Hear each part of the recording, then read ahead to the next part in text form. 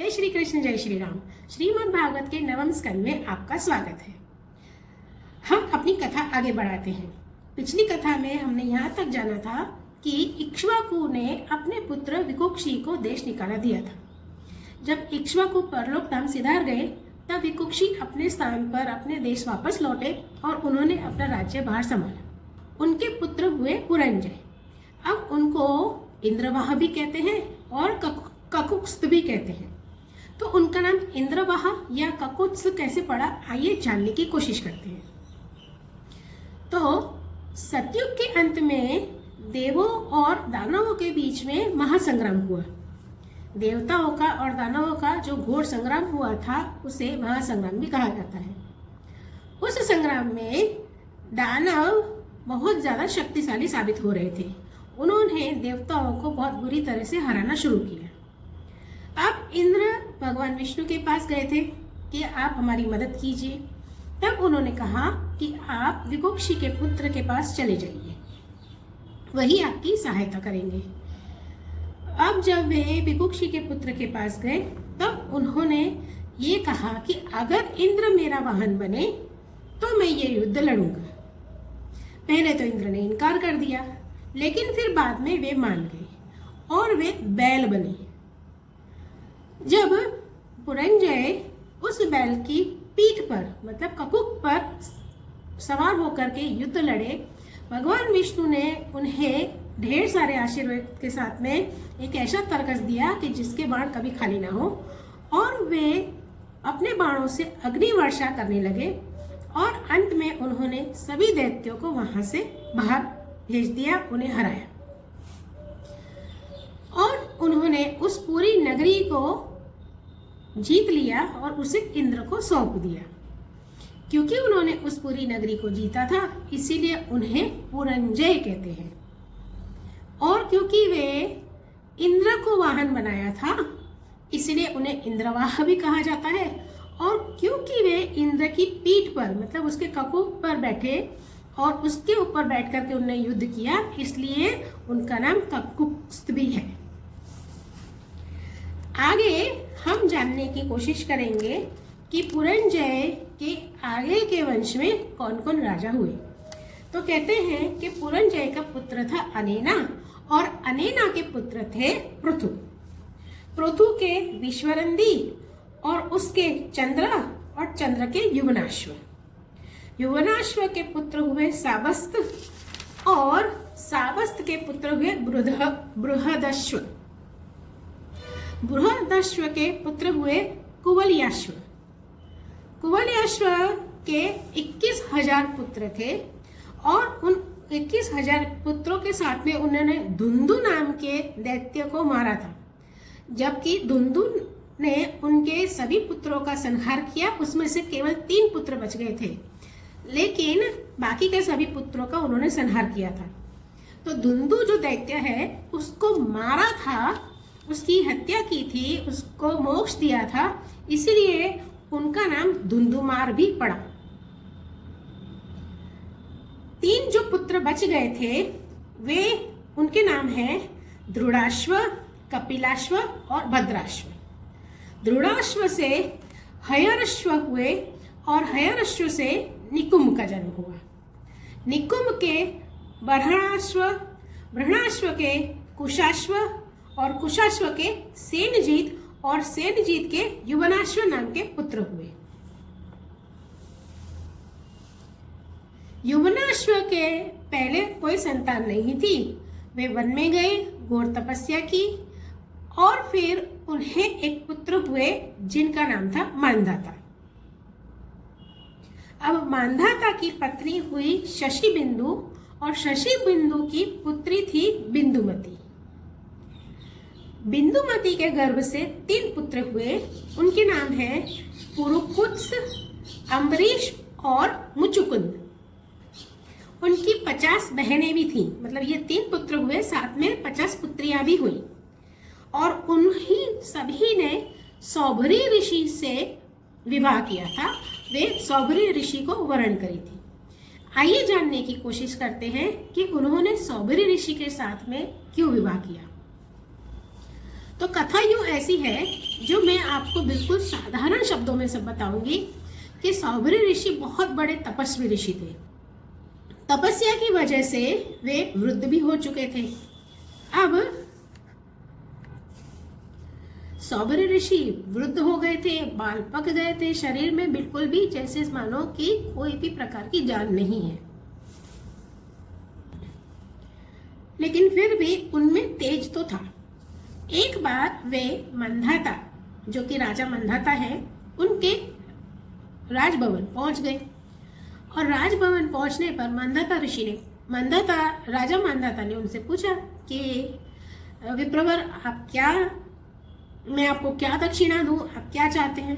तब उन्होंने कहा कि आपकी किसी भी एक पुत्री का विवाह मुझसे कर दीजिए। अब ऐसा करने का कारण ये था कि एक बार सौभरी ऋषि स्नान करके यमुना जल में स्नान कर रहे थे, तब उन्होंने मत्स्यराज को क्रीड़ा करते हुए देखा। इसीलिए वे उस क्रीड़ा को देख करके वहां से निकल गए और वे पहुंचे मंदाता राजा के राजभवन में, जहां पर उन्होंने मंदाता की एक पुत्री मांगी। मंदाता राजा जो है वे सौभरी ऋषि को निराश करना नहीं चाहते थे। उन्होंने कहा कि मैं अपनी सारी पुत्रियों के सामने आपको प्रस्तुत करूंगा, जो कोई भी पुत्री आपसे वरण करना चाहेगी वो कर लेगी, मैं इसमें मना नहीं करूंगा। तो मंदाता ऋषि की इस बात को सुनकर के सौभरी ऋषि को ये समझ में आ गया कि क्योंकि वे वृद्ध हो गए हैं, क्योंकि उनके बाल पक गए हैं, क्योंकि उनके पूरे त्वचा है वो झुर्रियों वाली हो गई है, वो बूढ़े दिखते हैं, इसीलिए कोई भी कन्या उनसे वरण करना नहीं चाहेगी और इसी वजह से मंदाता राजा उनसे ऐसा कह रहे हैं। तब सौभरी ऋषि ने मंदाता राजा से कहा कि ठीक है, मैं अब युवान बन के ही वापस लौटूंगा, उसके बाद हम आपसे बात करेंगे। सौभरी ऋषि वापस गए आश्रम और उन्होंने घोर तपस्या की। तपस्या की वजह से, उनके तपोबल से वे फिर से यौवन को प्राप्त हुए। वे युवा अवस्था में वापस लौटे और इतने सुंदर दिखते थे कि 50 कन्याओं ने उनके साथ में विवाह करने के लिए हाँ कही थी। और इस तरह से सौभरी ऋषि ने मंधाता राजा की 50 कन्याओं के साथ विवाह किया। विवाह के बाद में वे गृहस्थ जीवन बहुत अच्छी तरह से जीने लगे। उनके कई पुत्र हुए, कहा जाता है कि उनके 5000 पुत्र हुए थे। सौभरी ऋषि अपना गृहस्थ जीवन जी रहे थे, लेकिन फिर भी उन्हें संतोष नहीं मिल रहा था, उनकी आत्मा को तृप्ति नहीं मिल रही थी। वे ऋग्वेदी ब्राह्मण थे, ऋग्वेद के आचार्य थे। तो ऋग्वेदी सौभरी ऋषि ने एक दिन स्वस्थ चित्त से बैठे हुए बहुत चिंतन किया। तब उनके मन में यह बात आई कि मत्स्यराज के क्षण भर के संग से वे अपनी किस प्रकार की तपस्या तथा अपना आपात खो बैठे। उन्होंने कहा, मन में सोचा कि मैं इतना तपस्वी था, लेकिन एक क्षण भर के मत्स्यराज की उस क्रीड़ा की वजह से मेरा मन विचलित हुआ और मैं अपनी तपस्या के पथ से भ्रष्ट हो गया। वहां से मैं आगे जाने के बदले मैं वापस लौटा और मैं गृहस्थ में फंस गया। और फिर उन्होंने फिर से सब कुछ त्याग करके और तपस्या के पथ पर वे आगे चल दिए।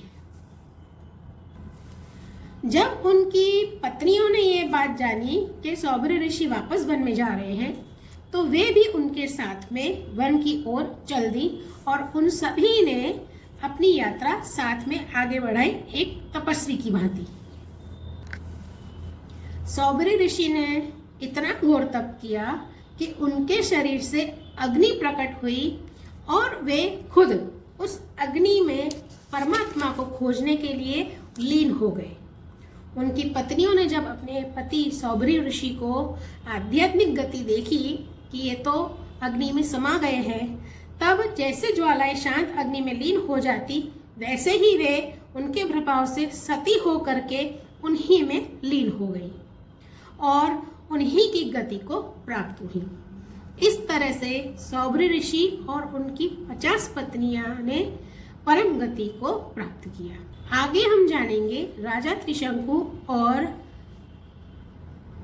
हरिश्चंद्र की कथा।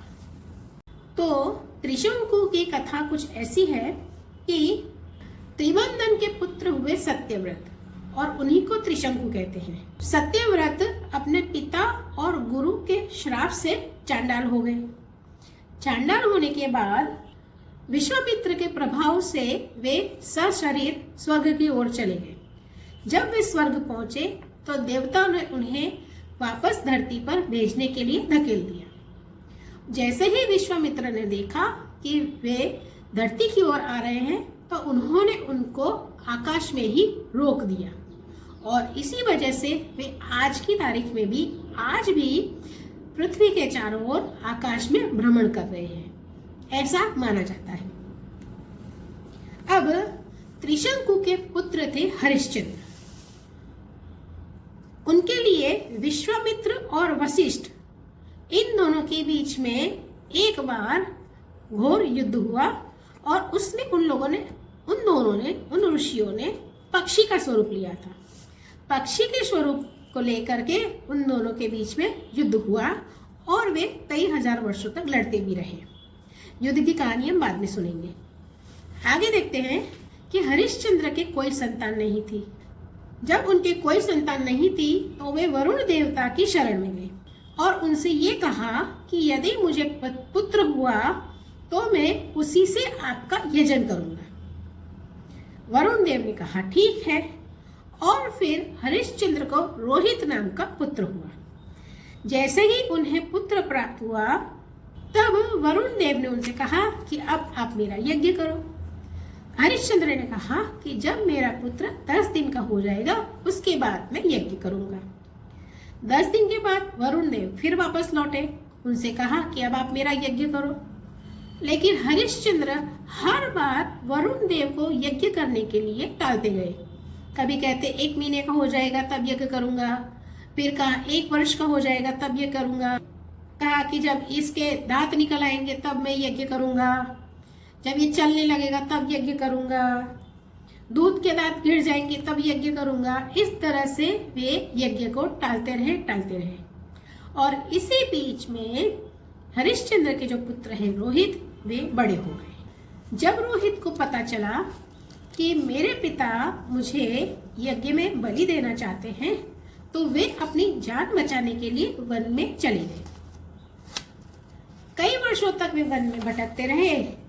फिर एक बार उन्हें समाचार मिला कि उनके पिता मतलब हरिश्चंद्र जो है उनके ऊपर वरुण देव ने हमला किया है, उनके ऊपर आक्रमण किया है,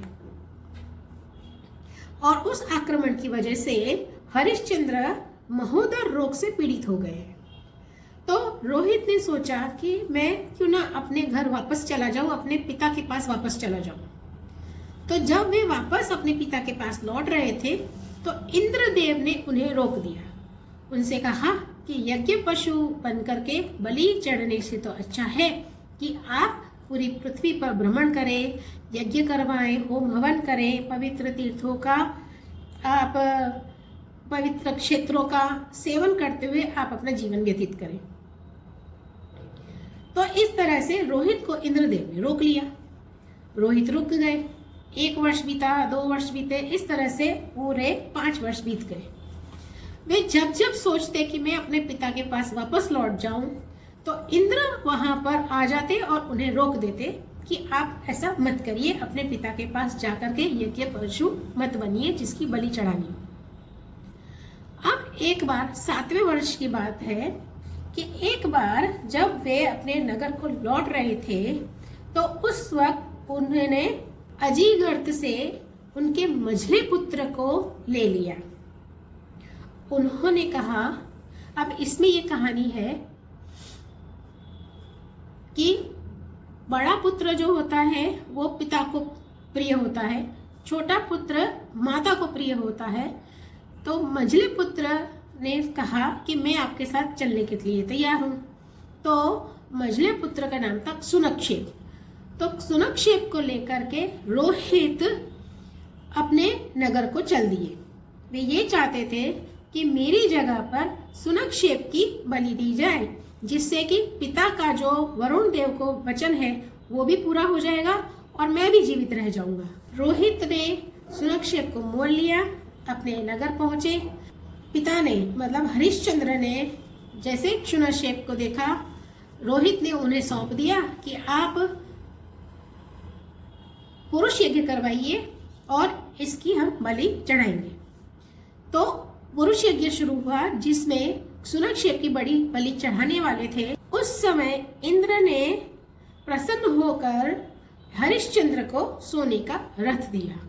विश्वामित्र ने हरिश्चंद्र को उपदेश दिए, उन्हें ज्ञान दिया और हरिश्चंद्र राजा ने निर्वाण सुख की अनुभूति की और फिर वे सभी प्रकार के बंधनों से मुक्त होकर के भगवान में स्थित हो गए।